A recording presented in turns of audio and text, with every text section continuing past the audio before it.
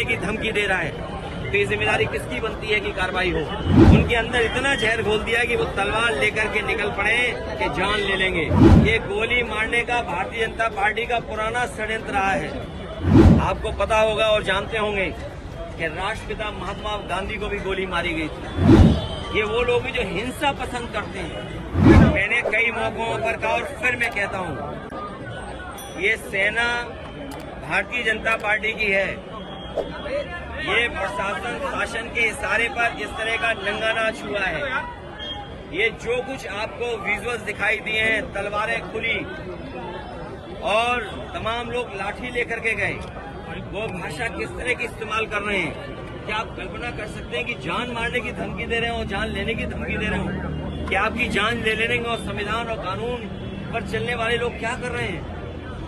आखिरकार जिम्मेदारी किसकी है कि अगर कोई किसी को मारने की धमकी दे रहा है, तो ये जिम्मेदारी किसकी बनती है कि कार्रवाई हो।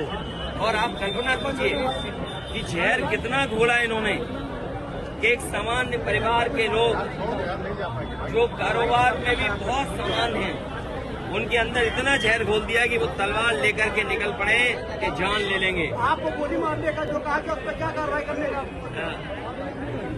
ये गोली मारने का भारतीय जनता पार्टी का पुराना षड्यंत्र रहा है।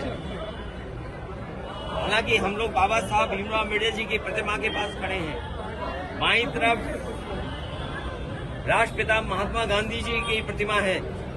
आपको पता होगा और जानते होंगे कि राष्ट्रपिता महात्मा गांधी को भी गोली मारी गई थी। ये वो लोग हैं जो हिंसा पसंद करते हैं, हिंसा को बढ़ावा देते हैं। ये तमाम वो लोग हैं, लेकिन हम सब वो लोग हैं जो बाबा साहब भीमराव अम्बेडकर के रास्ते पे चल करके और जो संविधान हमें रास्ता दिखाता है उसमें चल करके हमें समाज को और देश को नई दिशा देना चाहते हैं। और आज के दिन ये संकल्प लेते हैं कि जो सपना बाबा साहब भीमराव अम्बेडकर जी का था, शोषित वंचित पीड़ित लोगों के लिए, पीड़ित परिवार के लिए, हम गाँव-गाँव पहुँचा करके आम लोगों को जोड़ करके उनके सपने को पूरा करने का काम करेंगे। वही लोग हैं जो बाबा साहब भीमराव अम्बेडकर जी के नहीं मानते लोग हैं। ये बाबा साहब भीमराव अम्बेडकर जी वो ना मानने वाले लोग हैं।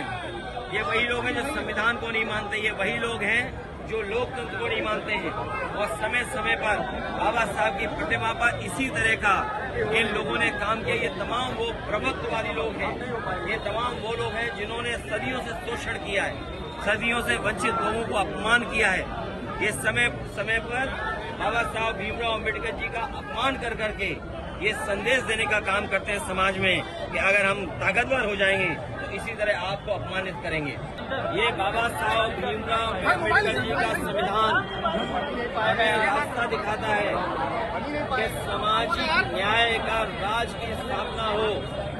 आज के दिन जब बाबा साहब भीमराव अम्बेडकर जी को हम याद कर रहे हैं तो ये संकल्प लेते हैं कि सामाजिक न्याय राज की स्थापना के लिए हम लोग काम करेंगे। आज भी हम लोग देखते हैं प्रभुत्ववादी लोग जो समाज में ताकतवर लोग हैं वो समय समय पर अन्याय कर रहे हैं। यही बाबा साहब भीमराव अम्बेडकर जी का दिया हुआ संविधान हमारी ढाल बनता है। यही बाबा साहब भीमराव अम्बेडकर जी का संविधान दिया हुआ हमारे लिए संजीवनी है। और हम लोगों ने कई मौकों पर कहा कि अभी तक बाबा साहब भीमराव अम्बेडकर जी के इस संविधान ने पीड़ित समाज को सम्मान दिलाया है, उनका हक दिलवाया है। आने वाले समय में हम पीड़ित परिवार के लोग मिलकर के बाबा साहब भीमराव अम्बेडकर जी का संविधान को बचाने का काम करेंगे। ये वही संविधान है जो हमें शिक्षा में, ये वही संविधान है बाबा साहब का जो हमें नौकरी में आरक्षण दिलाता है। अगर शिक्षा से हमें वंचित किया जाता है, आरक्षण से हमें दूर किया जाता है, तो सच्चाई ये है कि ये सरकारें बाबा साहब भीमराव अम्बेडकर जी के रास्ते पे नहीं चल रहे हैं। आज के दिन उन्हें याद करते हुए हम संकल्प लेते हैं कि बाबा साहब भीमराव अम्बेडकर जी का सपना हम लोग गांव-गांव पहुंचा करके बहुजन समाज और पीड़ित समाज के परिवार के लोगों को जोड़ करके आगे बढ़ने का काम करेंगे।